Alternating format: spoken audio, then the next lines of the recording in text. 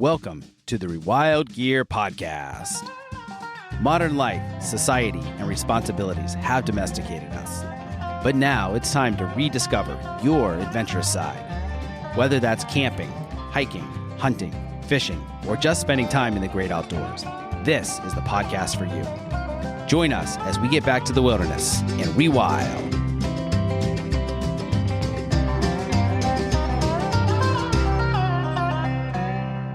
Welcome to the Adventure Made podcast. I'm your host, Seth Spears, and I'm here today with Jess Caldwell. Super excited for today's interview, as Jess is an outdoor educator, a wilderness survival instructor, a nature lover, and a yogi. She's the founder of Wildkind Academy, an immersive program of outdoor education, training, and leadership development. Jess, thanks so much for being on the show today. Really excited for our conversation. Me too. I know it's been a long time coming. I've been connecting for a while, but we finally did it. Yeah, we've been talking about this for months now. So yeah. Yes. Well, just to get started, I would love to get a little bit of your background story and how you got into the outdoor space. Because it feels like the outdoor industry and just education specifically, it's a very male dominated. So there's not that many women. So I'd love to kind of explore how you got into it and that relational polarity within the masculine and the feminine within the outdoor space. Ooh, I like how you're bringing in masculine, feminine polarity. That's some juicy stuff. Yeah, for sure. Hey, we're all about the juicy conversations here. Well, then we're going to go. We got a lot to talk about today. How much time you got? Right? Deep here.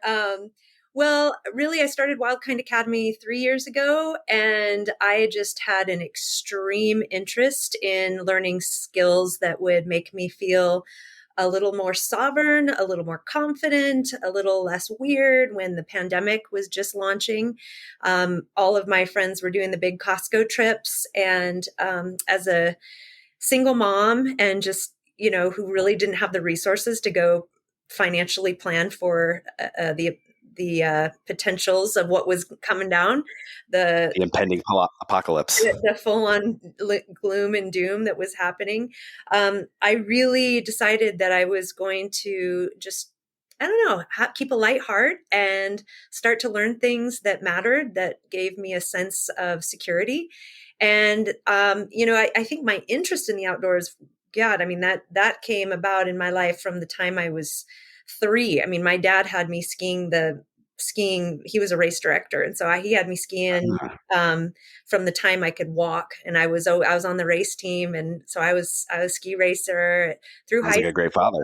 Yeah, I know, he was great, and he bought me my first quarter horse when I was young, and raised me very free range.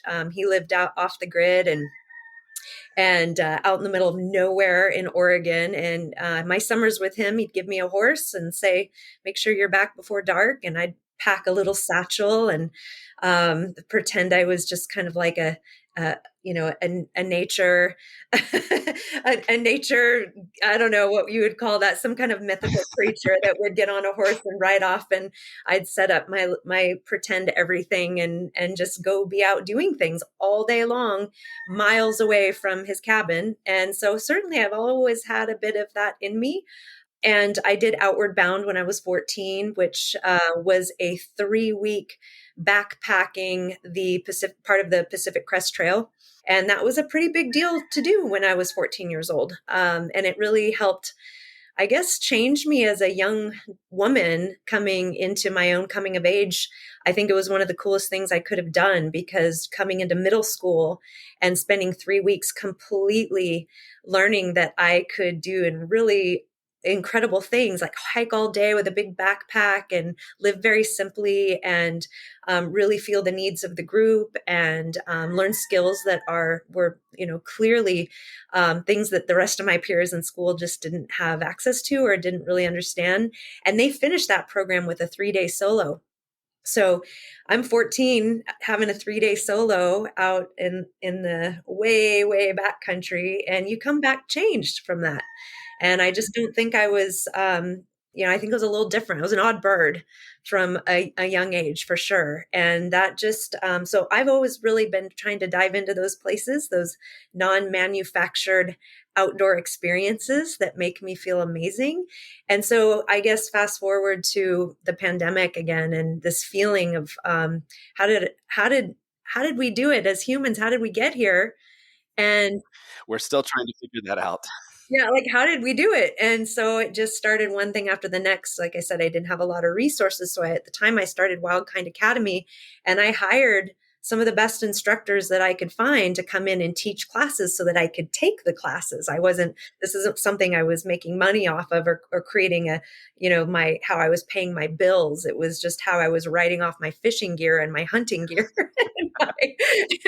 And then having trainings that were very expensive. And so to be able to have someone come and teach wilderness survival, or, intro to hunting, or intro to foraging, these different things, then I could take the classes, and my contribution was I knew how to put together events and market them, and I get excited about things. And so I think my excitement over a particular class can be contagious, because I'll call everybody I know and be like, you got to come do this thing with me. And next, people come and they have a great time. And so that's really where it started.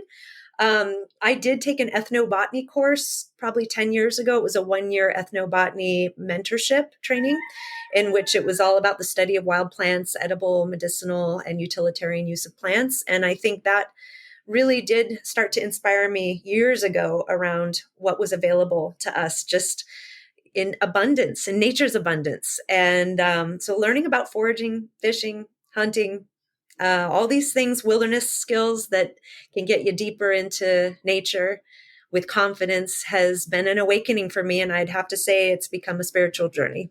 Wow, that's a fascinating story about how you got into it. I'd like to dig in a little further as far as like before there, because I know like in your bio, you had mentioned being a yoga instructor, and you were also involved in the funeral industry as well, which those are, and then nutrition also. So those are all very different. And so I'd like to tie those together, and kind of how this very circuitous career path, how that's got a shape to where you are today. It actually, did I mention odd bird like earlier? I think I said that. The thing is they all actually completely connect. And I think that was something interesting that happened to me in these last few years is, I've been probably a seeker my whole life, trying to figure out how to do life and feel more alive and feel integrated and feel healthy and happy. And I've taken these different paths. I went to school, graduated with Bachelor of Science in Health and Wellness Promotion. Later went and did some of this yogic training. I did my 500-hour teacher training, and really got into kind of this mind body breath work, mindfulness work, meditation work, and how that started to affect my life. So I started integrating just my health journey, because I was always interested in I guess just how to live a more full life feeling good.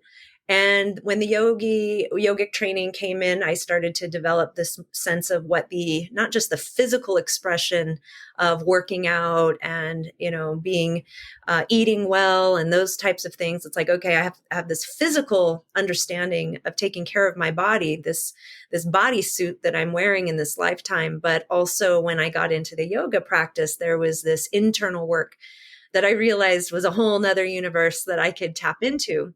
Later, due to, I'd have to say it was I lost my dad, probably one of the most important people in my life, died very tragically when I was an adult.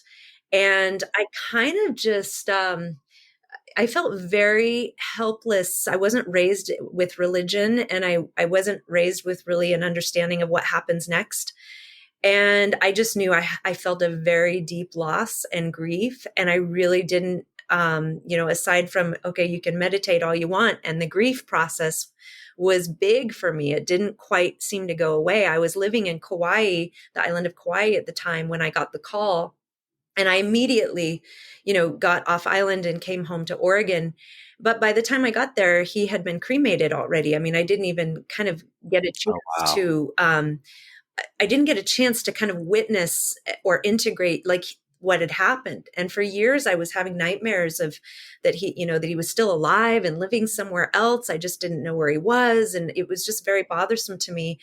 And for some reason, in my kind of moment of most depression, I decided I was going to go work at a funeral home and cemetery, because I thought that just maybe being close to the dead and or those who are dying might have some answers for me about my depression in my state of living. And it really opened up a lot of channels for me, because I have to say, even though the funeral industry as an industry is quite it can be kind of a monster, to be honest. And I learned a lot. There's some great professionals in the industry, and there's some that aren't. But I learned a lot. And I did start to realize that every day leaving the funeral home, after meeting with people who were making their arrangements for either someone they loved and lost, or that they themselves were dying, I noticed I started to leave at the end of the day with a different kind of like awareness of like of being alive and what it means to feel. And I was interested in becoming a funeral director. I went, and kind of witnessed what the dead looked like. I think I needed to have that understanding. And I know that sounds strange, but when all is said and done, I left the industry and I started a consulting experience called Northwest Home Funerals and Green Burial, where that was just me learning about how I could help make a better experience for people who were either on the path of preparing for a death, whether it was for themselves or a loved one, and how I could consult so that they could even circumnavigate the funeral industry if need be. I went and took a death doula training. Oh, wow. Yeah. I went to New Orleans and met with the Green Burial Council because I wanted to see how we could do death better in a more that had more of a conservation aspect of how we could do death better and have it make more sense for us, because we are so out of touch with the death process. And then I went through the hospice training so I could also have a better understanding of connecting and talking with those who were dying. And all of that was a huge journey for me. I ended up being on the board of the National Home Funeral Alliance to advocate that people could care for their own at the time of death, which is basically like a return to 100 years ago when we used to live on land and we had our families, and someone dies and the family takes care of that loved one. They dress them, they anoint them, they pray over them together. They sing around, they have their rituals, whatever their cultural rituals are. And then they go into the back and they dig a hole and they bury their loved one. And they have that opportunity to really have a somatic experience of saying, I have taken this experience. I understand what life is. I understand what death is. I've seen it. I've witnessed it. And I've got my hands in the dirt and helped my loved one return to the earth. And in that, new life can grow. There is, when you go body into earth in natural ways, then truly new life can grow from that life force, from that life form, from the composting or dying energy of those cells. So you can have something really powerful at end of life. And we just don't, as a culture here in the US, we just don't have that. We have no ritual, around death, or even a sense of connection to it. We pay a funeral director in white, the white gloved kind of, let's make this real clean. Let's make this, you won't even see them. We'll embalm them. We'll make them look beautiful again by adding makeup and puffing up their face and, dyeing their hair. And those things, for some people, maybe that's really helpful. So I don't have a judgment about it, but it's also a real disconnect that, the first time I saw an embalmed body at a funeral, and you see little kids go up to that casket, it's a very, jarring experience. First of all, they look oddly alive. They don't quite look dead. They look kind of, like they could just take a breath at any moment, because there's pink cheeks on, from makeup, and there's lipstick, and there's, it's a total disconnect. And so going through this process of learning about home funerals and being able to be more comfortable with death, I think is a big part of our rewilding as a culture to feel more comfortable about living and less fear-based. So it's all connected. So here I am doing all this outdoor education, And yet my whole my family, my friends have watched me go through many, in this lifetime, many incarnations of what it is I'm completely passionate about. And I think what everyone in my close circle has realized is that the work I'm doing right now, it's all connected and it all makes sense. And it's kind of like my life story finally has I like has a thread of truth and like upliftment for me that has been a healing journey and can be for others as well. Very much a holistic outlook on all of these aspects of life. Absolutely. Yeah. So one of the things that I'm curious about here that you said was, traditionally when someone would die, we had rituals and things that we would do, take them and bury them in our backyards. And so I've read a little bit about there was a tax advantage there, where basically someone's private property, if someone was buried on it, then it could no longer be taxed. And so one of the reasons the entire funeral industry came about was because it took away from that. And so it was a new way to tax private property. And so because then the entire funeral industry is taxed as a business and differently. So have you looked into any of that? Oh yeah, I mean the way the industry, I mean the funeral industry is different than the cemetery industry. They're two totally separate industries, although they often come together in one organization or one business. So the funeral industry is really the funerary services, everything from being a licensed funeral director. So you might have seen this. You can have a licensed funeral director who's working with you, but they don't necessarily own a cemetery. They, maybe they have they're just operating in terms of those services of meeting with the families and setting up kind of whether there's going to be a celebration of life and selling products like caskets, which are very expensive. They can be. And absolutely. And then you've got the cemetery industry that, in order to become a legal cemetery has its own list of regulations and such. Mm-hmm. And so a lot of the work that I did that I got really excited about was green burial and conservation burial, because there are now legal cemeteries that are doing great work in returning humans to the earth naturally.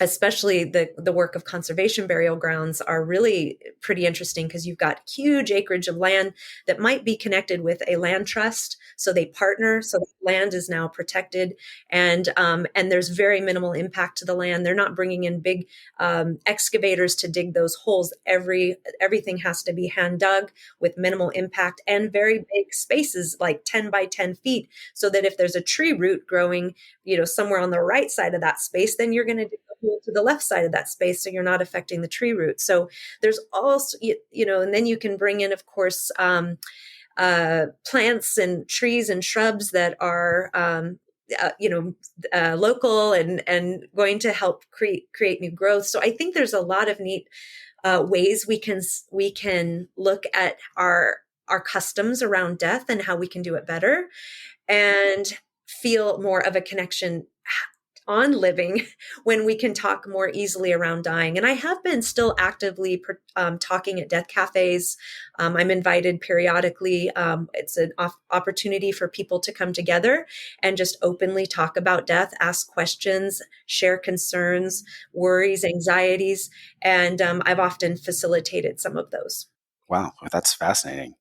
And so what is the primary difference between a green burial and a conservation burial? So there's different levels of certification. A conservation burial is kind of like the top tier certification of a cemetery, where there is really this minimal impact. It's you're working with hand dug graves, or using shovels and such, but you're not hand with your hands, but it's very minimal impact. You're also there's no embalming. That's not an option.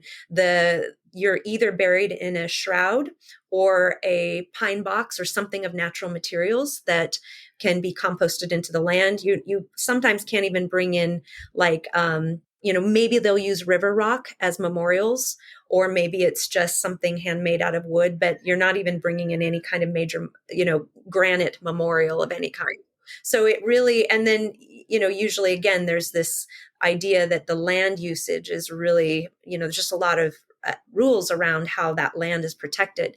When you get into green burial, it's a little more slidey. There's different kind of there's what am I trying to say? There's different certifications for that, but maybe that means still green burial. You're not going to have embalming again, and most likely you might be. A lot of green burial grounds are already connected to cemeteries, and they've just created a section of their cemetery dedicated to green burial. And so in that space, it may be that, again, they're not requiring vaults. The cemetery looks a little more messy. It's not as clean like a golf course. Right. When you see the cemetery, they've got to bring in these big vaults to keep the land level and to make it look beautiful. And they have to water the grass. And it is really it's a natural, it's a disaster in terms of, it's an ecological disaster, really, just very similar to golf courses. And it's growing. But yeah. Because people are dying every day. Oh, absolutely. And so, maybe in the space of a green burial grounds, they're using native plants instead of grass. They're not requiring vaults, but they are using shrouds and pine boxes or, very simple materials so that there is a composting action happening. And then same thing, they're going to plant on top of that gravesite. It would be native plants, and maybe they bring in different types of memorials. They might allow memorials and such. And some green burial grounds, that is all they do. It's like a green certified cemetery. And some, like I said, just have sections of their cemetery dedicated to having this type of burial. Got it. Wow, that's fascinating. The other thing that you mentioned earlier that I really like was talking about the somatic experience of death, because, we are so disconnected from it.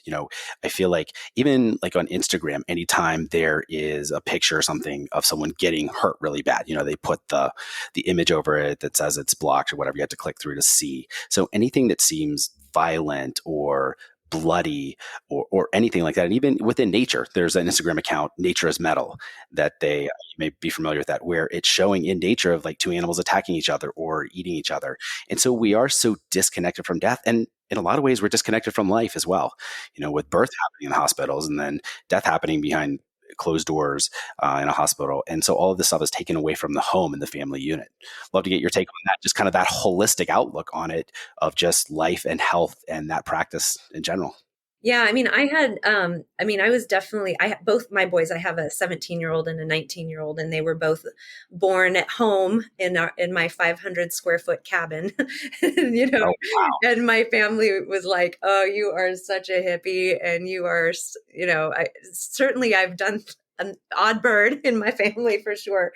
But I think that's, I like that you brought in the birth and the death and this whole life cycle connection here, because birth is messy, death is messy. Yes. The raw kind of nature of life is messy. And, I'm not someone who, if I'm scrolling Instagram, I don't necessarily I know I don't want to see anything really violent or, Sure. That's not something I want to see on, like when I'm looking at a screen with my brain numbed out and kind of like taking in data without the ability to process it. So I do think I think it's a problem to be sharing really like violent, kind of grotesque acts online because of the nature of where our brain's at in that moment. So, we're not there. We're not part of what's happening, and we're just kind of witnessing it as a flash into our frontal lobe, and then we're, after seeing a lot of those kind of things, which I think is also one of the problems with watching the news all the time. If you're just constantly taking Yes. in devastation and disaster, and not processing that in that somatic way without an outlet, I think there's we can start to also create a poison in our own energy field and in our nervous system. And so, for me, if I'm in nature and I see an animal, two animals fighting, or I witness a hunt, or I see death, or birth, that is something I can then process and have kind of a direct relationship with and move through. And usually that means I'm also being physical. Maybe I'm hiking and I'm moving my body. I'm taking in the whole scene and the why and the understanding of what's going on. And I think that creates more processing for us than just witnessing in our screens what's being kind of like downloaded into our brain, because our brain's a big processing center. So I do think there's kind of a problem there with all of the information coming at us with no real way to diffuse or activate or create personal reality into our experiences if we're just spending too much time. I feel like I went on a tangent there, but like from your original question. No, I think that's a great analysis just of like how we're taking in that information. But then as far as like that somatic experience or the rituals that we used to have that we no longer have anymore, and kind of that holistic outlook on both life and death, from dust you are, from dust you shall return, which then seems like this whole concept of green burial and conservation burial, it's getting back to that a lot more natural and getting away from the big industries that have taken over these aspects of our lives. Oh, absolutely. I do feel there is so much value in the power of ritual and having, just some form of experience to create integration and truly like ceremony and ritual give us those things. And historically in different cultures, I mean, depending on the culture, there's usually, death is a community thing. It should be. Death should be a community thing. Birth should be a community thing, and it shouldn't be handled alone. And it shouldn't be handled, to be processed alone. And the beauty about, our historically around cultures is there was ceremony around death. Community would come together, family would come together. There's hand holding, there's crying, there's singing, there's dancing. There's music, there's drums, there's some form of way to have the somatic processing of grief. Integration. Mm-hmm. Yeah. And we certainly don't, it's just that the funerary system, our funeral system doesn't, industry does really, their version of like, should we have a celebration of life is so bizarre in a way. Again, maybe you come to a funeral home and you have a viewing and you've got the embalmed body in a casket that you get to have 15 minutes because of course they actually will charge if, for different things. You might get a charge if it's more than a certain amount of time, or you might get charged if there's a certain amount of people. And so we don't have that time to grieve. And in many cultures, this is why I believe home funerals can be very powerful. They believe that it takes the soul up to 3 days to leave their body. And so the family will stand vigil around that body for 3 days to make sure, singing and holding space, holding vigil, holding, candles and all sorts of things to create this sense of protecting that soul that's making that transition. And we just, in a system where we say a death occurs and then you meet with the funeral director and it's like, well, here's our options. And you can embalm or not embalm. If you don't embalm, then it's dangerous for viewing. So, we're going to make you embalm if you're going to want more than, a day or whatnot. And that's just a way to make another profit, because it's not legally required. You can have, you can do your own cooling of a body using dry ice and different things. And you can have a loved one with you in your own home. In most, I think last I checked, it was most all states allow for home funerals. And you can do these vigils, you can have ceremony, you can do what used to be done in the old ways of making that connection. That's why I became really interested in advocating this message, because not a lot of people know their options because they don't talk about death until it's too late. And I'll tell you right now, I would not recommend to anybody to not talk about this and wait till someone becomes sick or somebody dies, because that is the absolute worst time to have these conversations with others. I've seen it so many times where, a family member gets sick and nobody wants to talk about end of life because they don't want to cause harm or stress or distress. And so no one talks about it. No one talks about it. And then really that can create all sorts of issues at the time of death. And then what happens after that, and how every, wishes are honored and such, and what decisions are made, and even the amount of money that has to be spent. There is actually, when funerals offer these prepaid packages, you're considered either at need or pre-need. So if they get a call and it's like, hey, we have, someone died. Okay, well, here's the pricing once someone's died. If you say, I'd like to, create a trust and start planning for a death, then it's probably about 30% less. So, Wow. Just these oddities that have made the industry what it is. And unless we talk about these things, then we lose our own empowerment. Yeah, that makes a lot of sense. Thank you for sharing all of that. So it's very obvious that you've done a lot of deep work on yourself, just and personal development and otherwise, just in the language that you use and in looking at all these aspects from this very holistic manner. So I'm curious how nature has played into that, and how has that been a means of personal and transformative growth for you? Oh, it's been everything. Oh my gosh. I feel one of the other things, of course, that we don't offer in our society in any kind of regular basis is a coming of age ceremony, or a sense of, we don't have these hero's journeys that give us the opportunity to come into our own. And I feel that young people are missing this. I feel that women and men who have divorced and are starting their life over are missing this. I feel that new moms are missing this. I feel that, once you get to a certain age in your life and you make this transition when your kids leave the home, we're missing this. So there's so many phases of life that I feel deserve this kind of awareness of the transition and a new sense of empowerment in where we are in those phases of life. And I believe that nature gives us holy ground, for lack of a better term, a ripe, just warm, welcoming, raw, hard, all the things, place for us to truly feel aliveness at the different phases of life and come into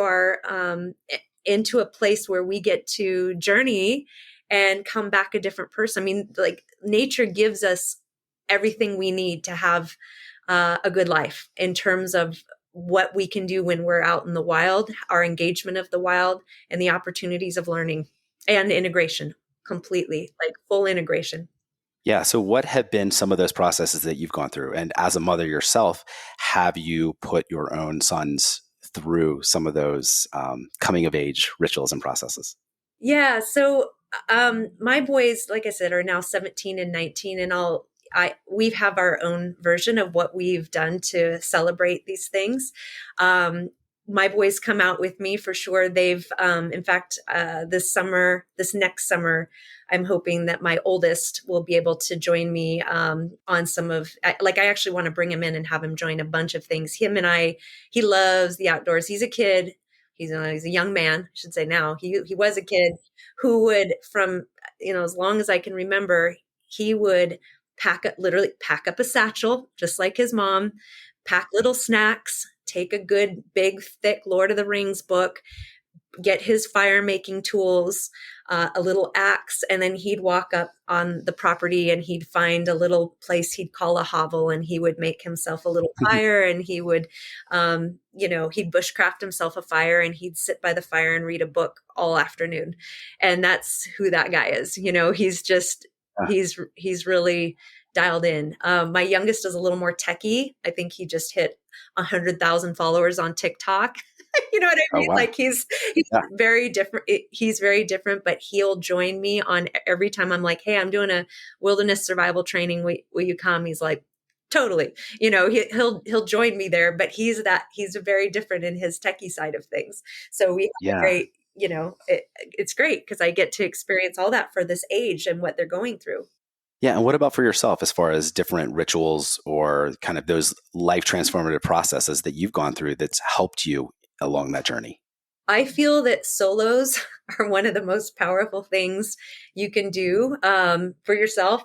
That and probably some a big dosage of uh, psilocybin. Either one of I those have a are little probably experience with both of those. and both have changed everything. So Mm, I think nature gives us these magical tools to have breakthroughs outside of our personality and our ego.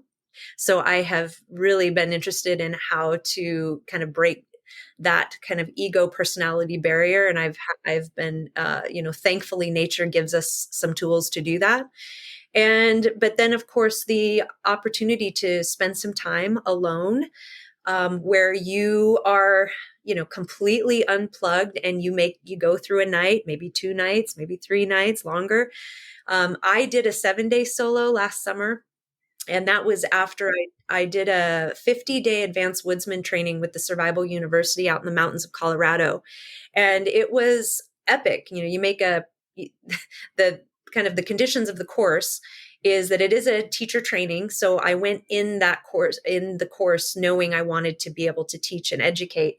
So I took on the challenge, and it's 50 days living in a primitive shelter that you build, and 50 days, of training of different kinds, working with primitive tools, really advancing your skills in fire and shelter, and just all the things about wilderness living. And then it finishes with a 7-day solo where they leave you have a knife. You don't have a sleeping bag or anything but a knife. And I had a ferro. wow. I won the ferro rod, or I earned it because I did a skill during our 4-day backpacking down to this remote river. If you were able to transfer fire on the journey, which I did, Whoa. I was able to keep a ferro rod as one of my tools for the solo. Oh, wow. That's fascinating. Yeah. I mean, I could talk about that for like this whole time because it was a Yeah. rich experience, but it gave me everything. It gave me, all the fear of sleeping in the woods remotely with no one around, miles before anyone else is around me.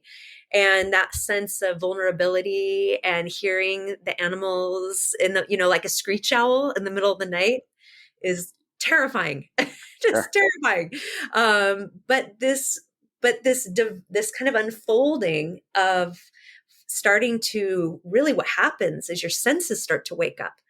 You feel more, you smell more, you hear more, you taste differently. You're not numbed out by anything. So you're feeling everything.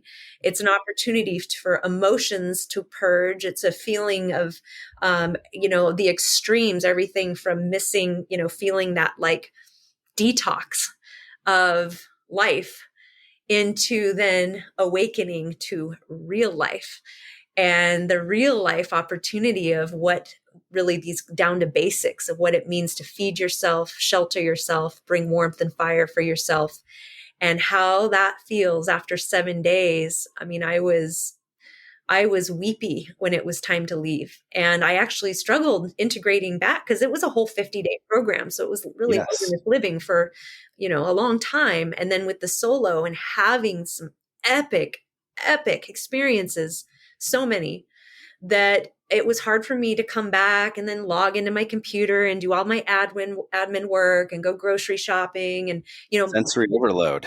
totally. And I kind of went into a little depression that I had to move through because it was so simple when your needs are met and you're the one meeting your needs and you're not, having to pay bills. I mean, I still had to pay bills, but not in that chunk of time I was offline. I took care of those things. So it was like getting the opportunity to go like, okay, this makes a lot of sense. If I do this plus this plus this, it equals this result. Yeah. And life makes sense. And it's the complexity of coming back into a modern world where it's really hard to make sense out of modern living. Agreed. What you're talking about is a complete rewilding experience. I mean, you're going full force into it. And for most people, men and women, that is a very challenging and scary concept because we become so accustomed to the modern conveniences of daily life. And so I'd love to get your take on, especially for women who love nature and love the outdoors, but the idea of going camping, doing a solo trip, even just overnight, is incredibly frightening, let alone 7 days. And you're in Colorado, so there's only black bear and maybe some mountain lions, maybe some wolves. You're not talking like grizzlies like in Montana or Canada or something like that. But even so, that can still be a very frightening experience. So how did you overcome that yourself? But obviously you've been doing this for a long period of time. So what was that process like for you? Because you come across as someone very feminine, but also have this skill set that's very different than a lot of people, men included. Yeah. Yeah. And I actually feel that, quick side note, I have felt the imbalance of my, there's this feminine masculine energy exchange between, for all of us. Yes. And I've noticed when I kind of entered the world of being an outdoor educator and being an outdoor leader in a mainly male dominated industry, that first little section, and I still bounce into it, I definitely found myself being very out of balance, where I was trying to kind of overexert myself in a more masculine way to be seen and heard and taken seriously. Sure. And I know that I did that. And I know when I am doing that, I can sometimes kind of leech my energy into, oh, okay, no. It's a great self-awareness. Yeah, it's a learning thing, but I've taken some time to really contemplate this. And I think it's when I embrace kind of just who I am and my feminine nature, and in just I'm unique. I'm my own person. I do things my own way, and we all should.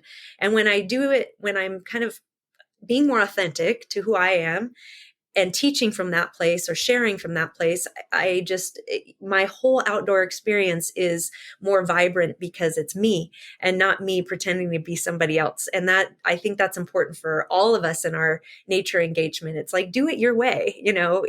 There's women, I think, who maybe feel intimidated to come and do a camping experience or a backpacking trip or an overnighter or take on bushcraft skills. Cause they're like, well, that's not me. I get my nails done and I do this or I do that. And maybe I'm a different personality that could help welcome them in a little bit, because it's like, hey, there's no rules here. It doesn't, just because you love the outdoors doesn't mean you need to stop doing your nails. Like get that manicure. I try to get one every time I come out of the backcountry. It's like, but that message isn't being shared. Like across the board, like you say, if you're on Instagram, most of the bushcraft and outdoor dudes are, there's this kind of camo hardcore thing going on, and it may be a bit intimidating for a lot of women or moms to enter that space. And that's where I come in, and that's where I feel like my superpower has been able to get activated, is that hopefully I provide a really warm and welcoming space for anyone who's interested or maybe intimidated to do this stuff to come do it with me. Because I have a good time out there. I mean, this is not about suffering. It's actually about having a great time and exploring our world more deeply. And so I have courses that I offer that are like 3-day, intro to wilderness immersion, or intro to this, or, I put on different types of classes that might interest different type of people. It may not be that just going for the solo on, your first experience is really what's called for, but I can certainly help facilitate those things, and we can build up to them, or we can just kind of go for it, and I can be there to help facilitate. So, I think that's kind of my role as an educator now, is really getting to get juicy about what's possible and how I can get more ladies in the outdoors, but I don't even like to say ladies. I've worked with a lot of men who are maybe not even as comfortable going to some of the schools that are pretty militant almost. And they're just like, that's not my style. I want to be chill and I don't need anyone yelling at me or saying, if I don't complete this task, I can't go into the next one, or it shouldn't be like that, in my opinion. So that's not my kind of school. Yeah, no, that's great. And then what was the first really transformative experience that you had in nature that took you out for an extended period of time? Definitely. And, I kind of already mentioned it, but starting at a young age at 14, doing that 3-week backcountry trip, Outward bound. and finish outward bound and finishing with a solo. Cause we did all sorts of stuff. I mean, we had to learn land navigation. We were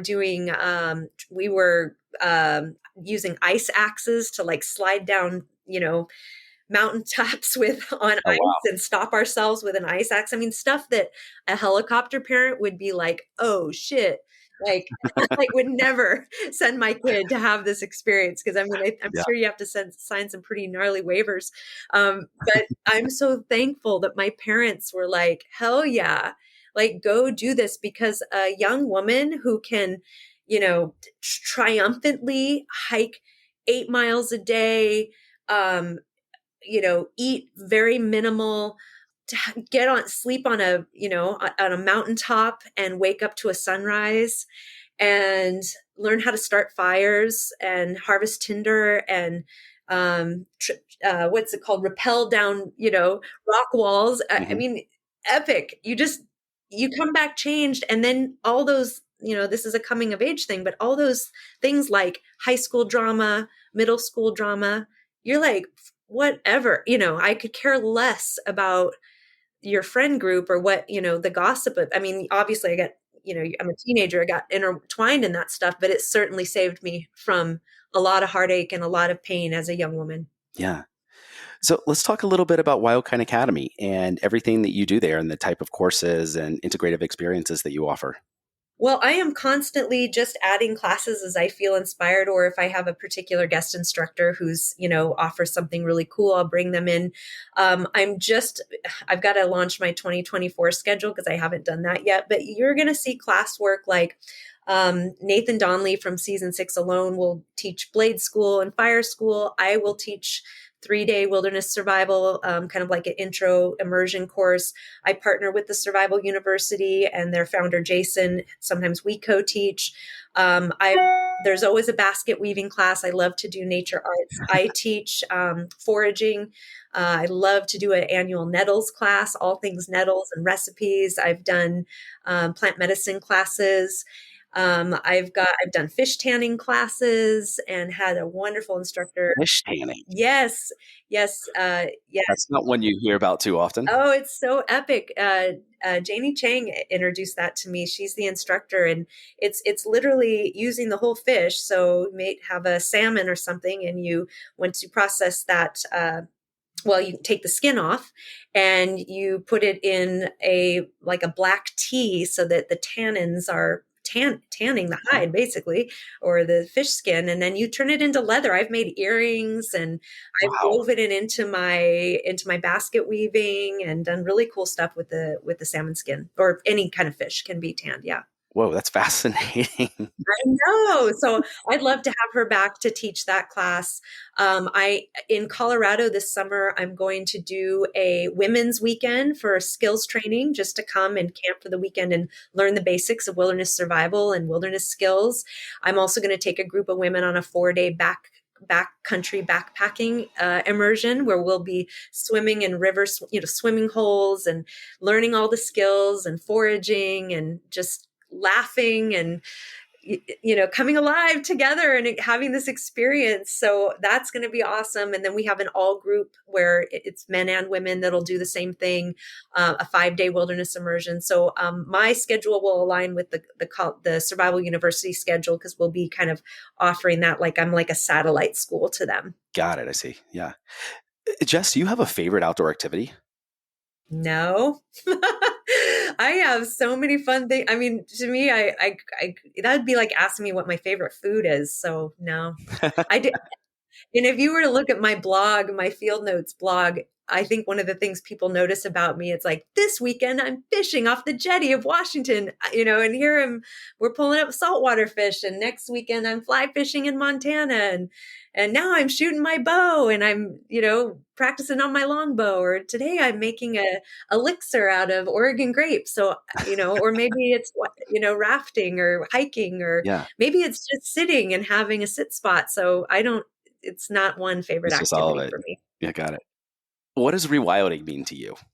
I've kind of started moving a little bit away from that word. I used it all the time. It's everywhere on my website because it really made a lot of sense to me, in terms of how we could describe what is, um, a process of how wild integration, can literally change our lives.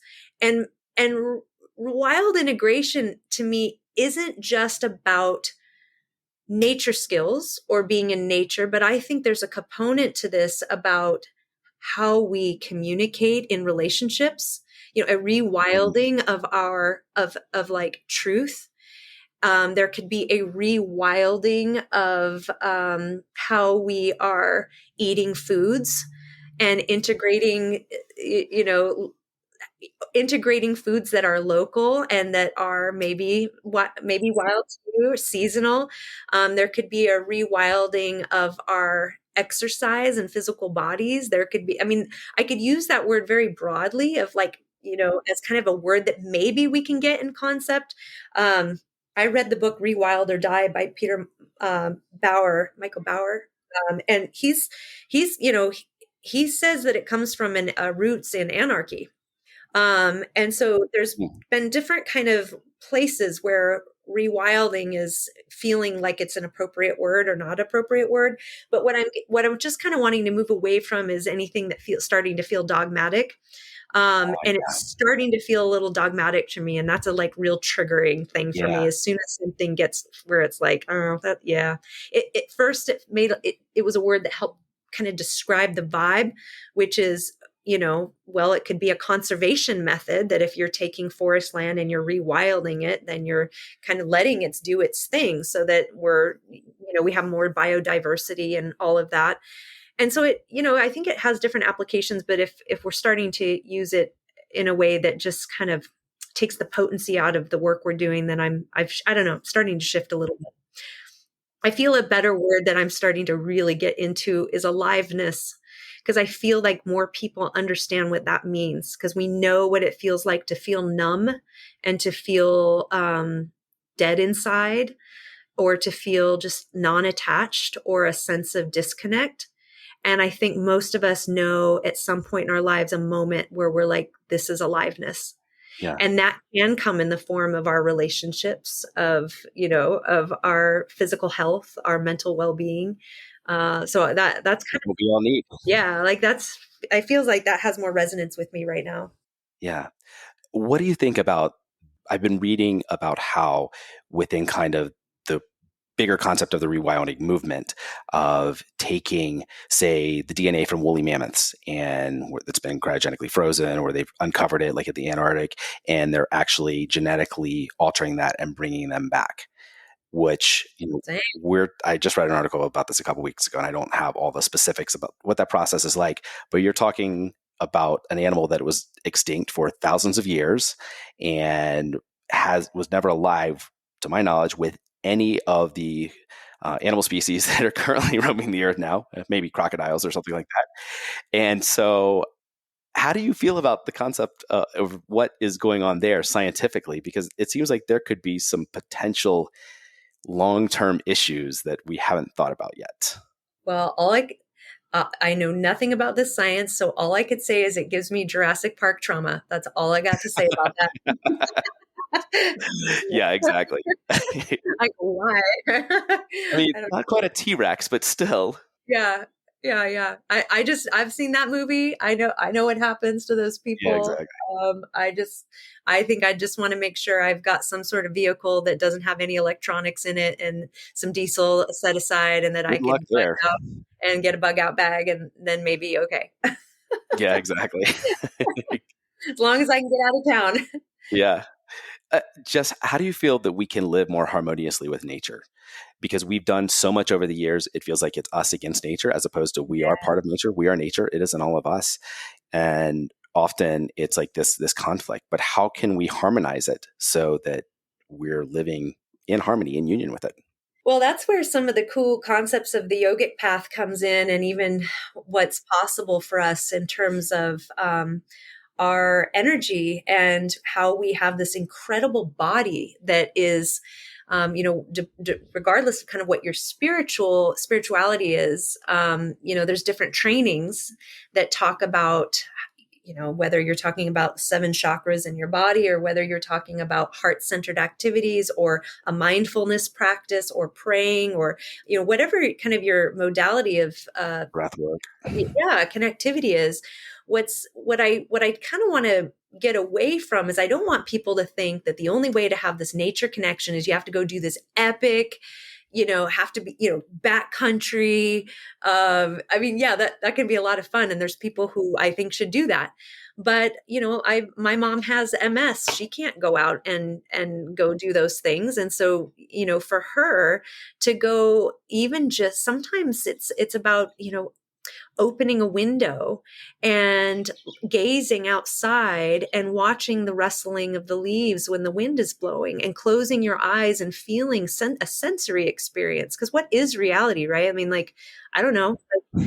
The deeper I go into this stuff, I'm like, well, reality is kind of interesting from a quantum physics kind of place. Like, what is real? Especially when you get down a plant medicine Oh path. yeah. It's like, what is real, and what is nature connection truly, and what is our relationship as a physical spiritual being in this environment?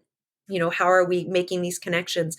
I think we all have our own ways of how we're drawn to feeling a connection, and I think follow your heart and follow that path, because maybe for some people that means I walk outside barefoot and I get in the earth and I just let my toes dig in, and I have this, I close my eyes and I can feel this surge of mana, or this surge of prana, this life force energy, like coming up into my body.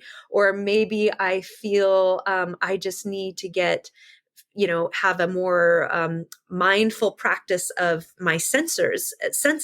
So when I put my feet in the earth, I'm experiencing something more from a somatic place that makes me feel this something outside of my brain and the stress and the constant thinking. It takes me out of that and puts me in a more grounded place. And there's a lot of science behind actually grounding and what that can do for our physical body. Or maybe you take in a sunset, and what's happening to your eyes and the cones of light that are coming through, that is also changing your frequency of your brain. And so I really think it's a very personal journey, what that means to connect with nature. And I feel like there's a lot of different ways we can do that. And it's just really important to share with people to follow their intuition and their own form of what really makes them feel connected, and just do that, because it's going to be different for everybody. But the invitation is there for everyone to find what that is that lights their fire. What would you say to someone that has no desire to be in nature at all? They love their air conditioning and like having a constantly controlled environment, and doesn't want to be walking around barefoot in the grass, and just has kind of lived in a very sheltered modern life of this microwave culture that so many of us live in today? Yeah, that's called zombie apocalypse.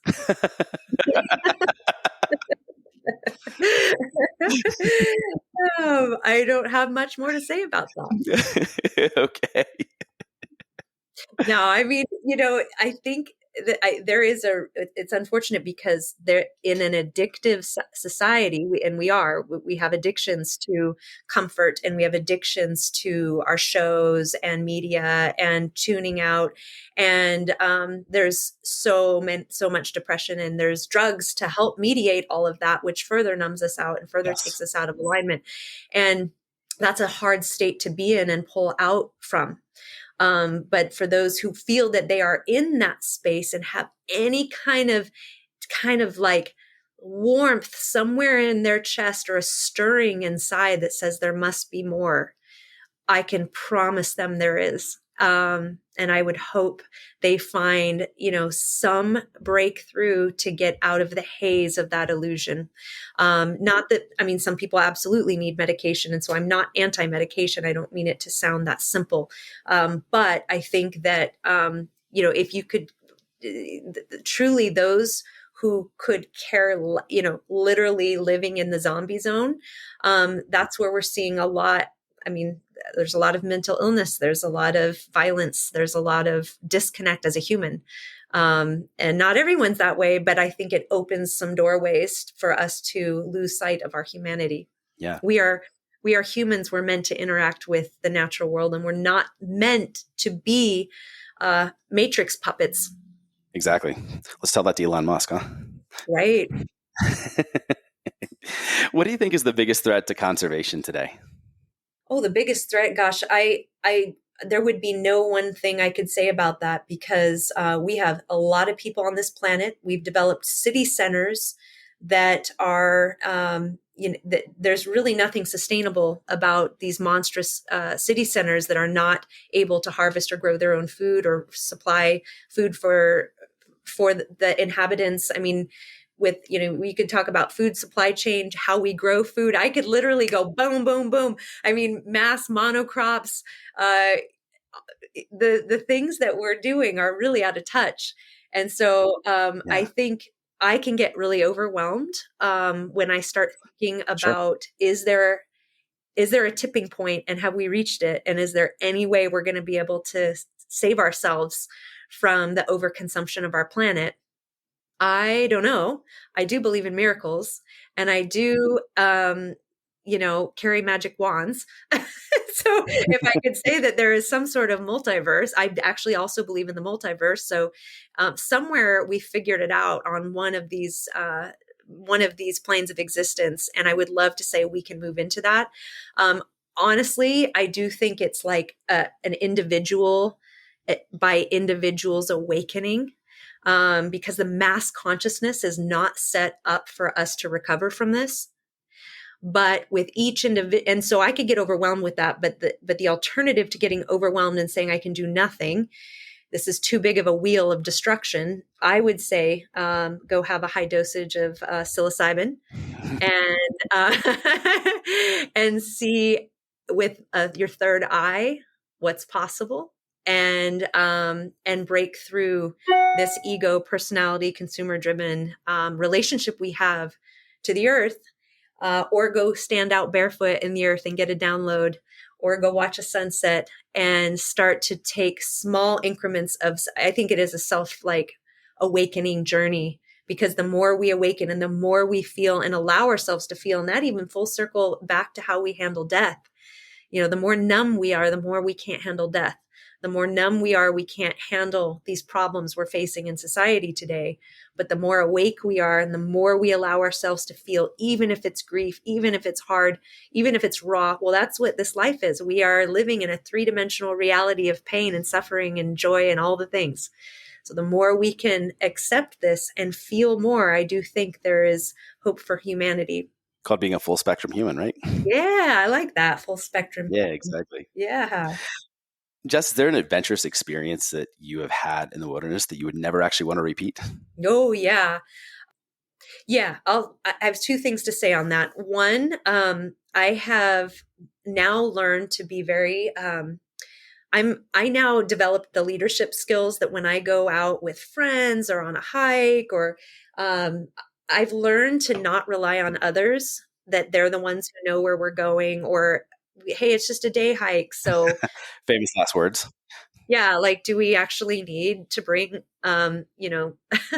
those things that would get, that we would need with us if we got lost, or someone got injured, or we had to stay the night. I mean, I've started to learn the importance of being a leader in the outdoors, and we all need to develop that mindset. I'm really big on that part of when people come to my classes, that's the big thing I teach right off the bat around wilderness adventure is once you come to a class like that, you have to take the role that you're the leader of your pack from here on out. There might be people more knowledgeable than you, but they may make really bad decisions. And being able to have the strength to stand up to bad decisions, or listening to your intuition, or if you see, really dark clouds coming in and you're sensing that I think we need to turn around now, because next thing you know, there could be flash flooding. But listening to those cues, being an observer, watching for when, the weather changes or the energy shifts. Sometimes it can literally be an energy shift. And when I don't listen to those things, oh man, have I had some, just lessons where it's like, never again, just because there's a man out there with you who's got, who's maybe, you know, whatever, whatever his thing is, that he's like an outdoorsman. The moment I am kind of like retract and feel like he's the leader, and I don't make my own personal decisions of how we're going to do this outdoor, this experience. I've had those moments where I'm like, never again, because I actually know a lot. And my intuition tells me a lot, whether I'm prepared with gear or not. So that's one thing for sure. Can you share a specific story about when something crazy happened, or that when you didn't listen to that intuition? Yeah. So but I don't want to like call anyone out. Let me think about this. You can retract the names. Yeah. Well, I've had an experience where I was actually writing an article for some, it was an outdoor article on this biking, because I do contract out and do outdoor articles on different things. And I met with this man who was like, oh, this is the path we're going to take. You get a bike, I get a bike. We're going to ride up here. I've done all these trails a million times, and we'll, and I was like, oh, well, do I need to bring anything, or how long are we going to be gone? He's like, oh, we'll just be gone for like an hour. And I was like, okay. And I was like, well, maybe I should bring my backpack, because just in case it starts raining, I might bring, that whole thing. And he's like, oh, no, we'll just be gone an hour. And I almost kind of felt like me going the extra was just, like almost silly. Like, no, come on, like, just let's go. And I just didn't listen to that. Next thing you know, he didn't know where he was. And we were up there, and the sun went down. I was freezing. Luckily, we didn't end up staying the night up there. I mean, we found our way out, but it was just one of those things where I was like, just because someone says they know the trail, just don't take second seat to your own gut, and being prepared for whatever you need anytime you go out into the outdoors. It's like, have what you need for sure. That's great advice. Yeah. I think that's important. No, I think I read that you really got into kind of a prepper mentality for a while. Oh yeah. But not quite as in that world these days. Is that accurate? Yeah. I mean, I think it's wise for people to have 2 to 3 weeks of maybe, food, water, basics, because clearly we are in a day where natural disasters are happening all the time.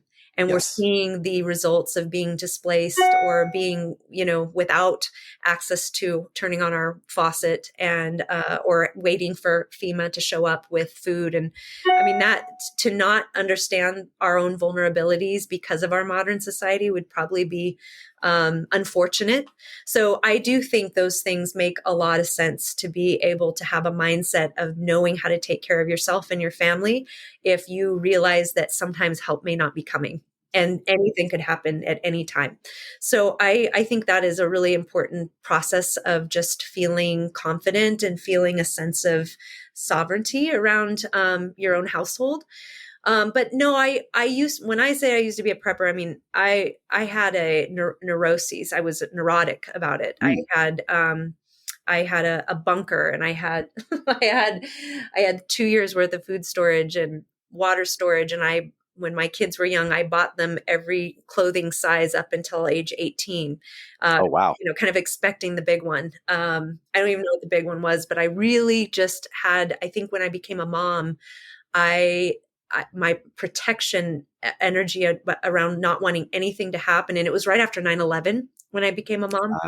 Yeah. And so I think there was this kind of fear around our world being an uncertain place. And, there was talk about just all these potentials of what could happen. And I had 2 new babies, and the last thing I wanted to do was have anything happen that I wasn't prepared for. So I've moved away from the fear around it, and have found these other ways that nourish that sense of, being prepared. It's just it's in a more sustainable way.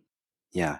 It does feel like there's a lot of fear and scarcity surrounding that entire industry. Absolutely. And so as a company, we've never gone down that path, just because it's all about quantity as opposed to quality. And, my ethos is definitely more quality over quantity. But coming from that, always be prepared, the Boy Scout motto, be prepared, or two is one, one is none. How do you justify that with kind of a minimalism ethic as well? So, because that's something that I've thought about a lot, and it seems like they're diametrically opposed in a lot of ways. Uh-huh. So I'm curious to your thoughts there. Are you talking specifically about like gear to have with you, or gear? Because that's kind of the direction I want to go next, as far as like gear that you consider essential. Yeah, I think it's really a great idea to keep a bug out bag with you at home, office, or car, or when you're hiking or just going for a mushroom forage. In fact, mushroom foragers are some of the top folks to often get backwards in the woods, right? Because their heads down and heads down, yeah. Yeah, and maybe definitely off trail. So I think carrying some basic supplies is so simple to do, but it's the difference between life and death, I think, for sure. When I just in my car, I keep an emergency bag. I just think that's really it's a very strong move. And I live in earthquake country in Washington State, or and if that big one happens that they are saying will happen, I certainly wouldn't want to be on Interstate 5, I don't know, 40, 30 miles away from home. Sure. And wearing high heels and a skirt. I feel like I always keep tennis shoes in my car, hiking boots. I keep a backpack with my essentials, that everything I know that I need to have my basics covered of fire, water, shelter, food, water. I mean, those, and some others. And so what is that essential gear that you always keep in that bug out bag? Yeah. Or at home bag? Sure. So in my bag, I'm always going to have, I'm pretty much your 10, your 5 C's, 10 C's, but me specifically, I keep a bushcraft knife, like full tang, because I can use that edge of that for, I can have a ferro rod and create sparks wherever I am. I don't need to worry about having a lighter. If it's raining and my lighter's not working or the fuel goes out, I can always create sparks with a ferro rod and a 90-degree edge on a bushcraft knife. So those two are great. And that knife, I've already, for me, I did a 7-day solo with my knife. I've made shelter with a knife. I've done a lot with a knife. So I know what's possible when I have that tool, and that you can't just recreate that in nature very easily or expediently. And so I also keep a little handsaw. Because again, for making shelter or whatnot, or even just getting through debris, being able to have a handsaw and make shelter feels really important. I would also have cordage with me at all times, because I can make anything with cordage. I know some great knots and know how to put up a tarp shelter. I don't carry a tarp because it's so bulky, but I do carry a rain poncho that has grommets.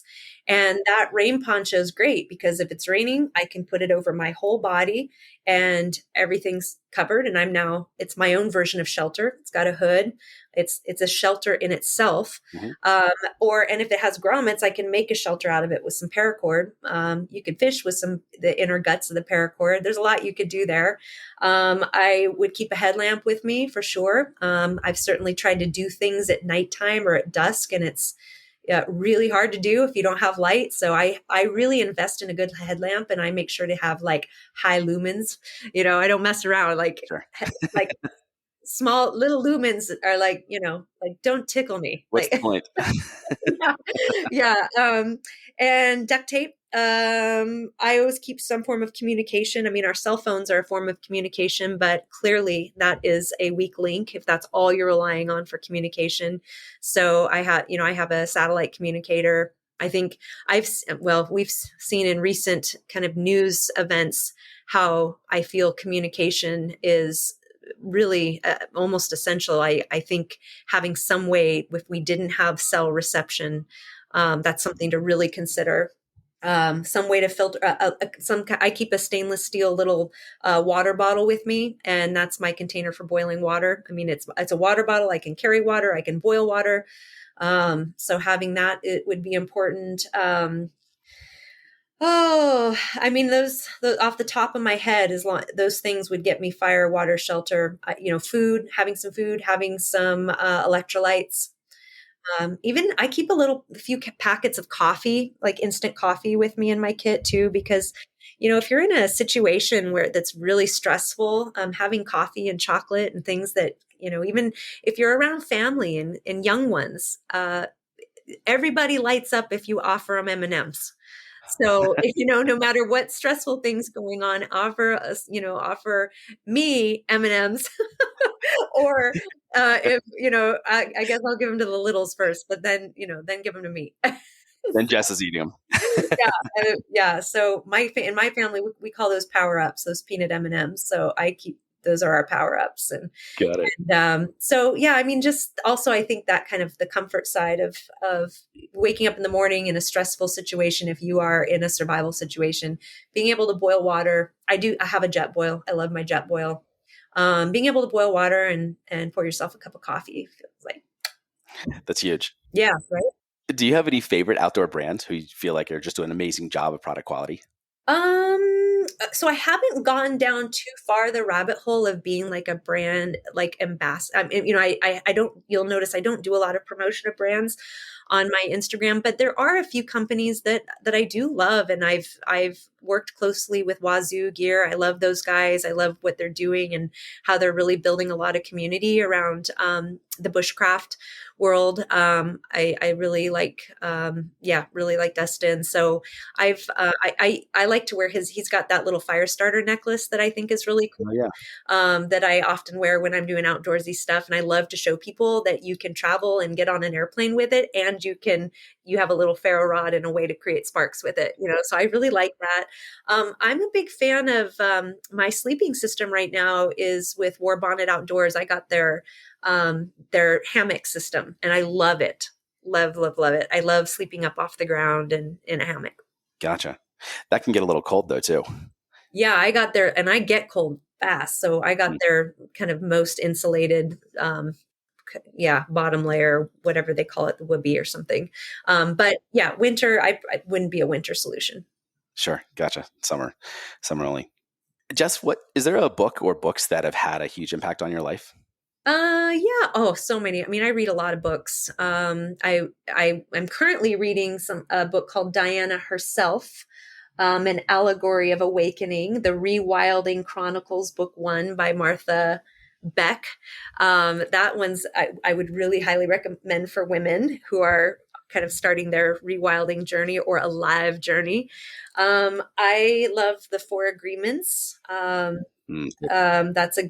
just a classic. Miguel Ruiz. I mean, even just that first agreement about, your word, speaking truth, Be impeccable with your word. Impeccable with your word. That one thing right there could carry an entire lifetime of transformation. What I just ordered that I haven't read yet, but I've heard great things. And it's my next book I'm going to read is The Lion Tracker's Guide to Life. Great book. Boyd Barty. Oh, have you read it? I read it a couple years ago.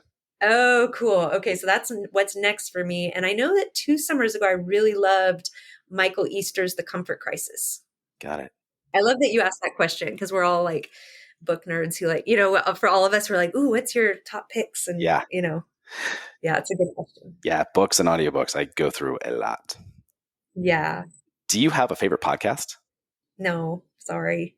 I haven't watched much TV or listened to much audio in a long, long time. I've been traveling almost nonstop for 6 months. And I've just found that when I'm not engaged with, what happens to me is when I've been so what's the word, extroverted, that when I'm not around people, I go extreme introverted, and any kind of incoming stuff's been a little almost too much input. And so I've had to take a long break from, because I used to be someone that would listen to podcasts, like a lot, but I found recently there's been a lot of stimulus and I've needed to have a stimulus kind of vacation. Just a break from it. Yeah. Yeah. Gotcha. Yeah. Just what's one good piece of advice that you would give to our audience? One good advice? Yeah. Just based on your experience in the outdoors.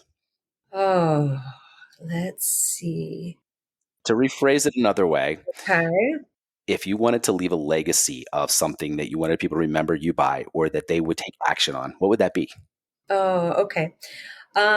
Well, because we're talking about this kind of a spectrum of being, and from the theme of our conversation here, I would say some advice would be to listen to the calling, those inner stirrings of your soul, whatever you want to call it, that kind of inner guidance system, whatever draws you to that those little voices that urge you to wake up or to have an experience or to go for it or be bold, make bold moves, leave a job, go on a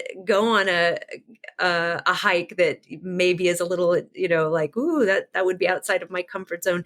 Do things that you feel like you're listening and paying attention to the inner guidance, because whenever we don't listen to that voice, our life has impact on that. And I believe that when we're not listening to our intuition, we're not listening to our gut or the inner stirrings, that sweet little voice, whatever it is, or that, amazing voice, whatever that is, it's like it starts to stop trusting us that we're going to make a good call for ourselves.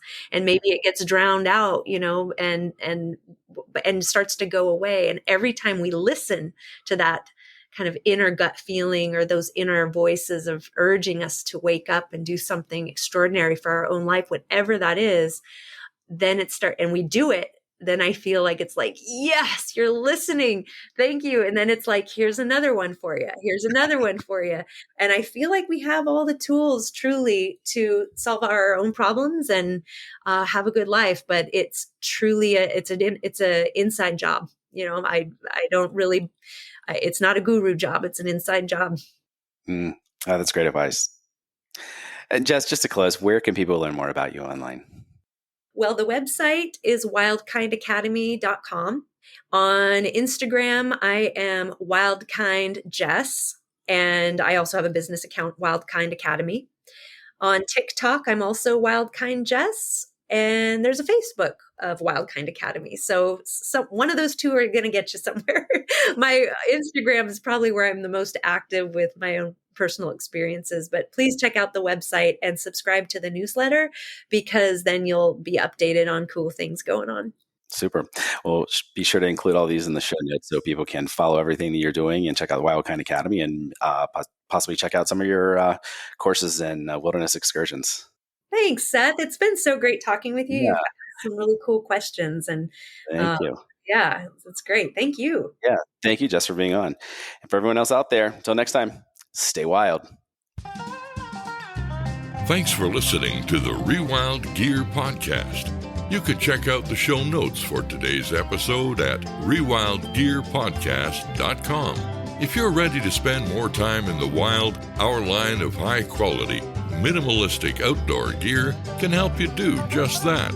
Check us out at rewildgear.com.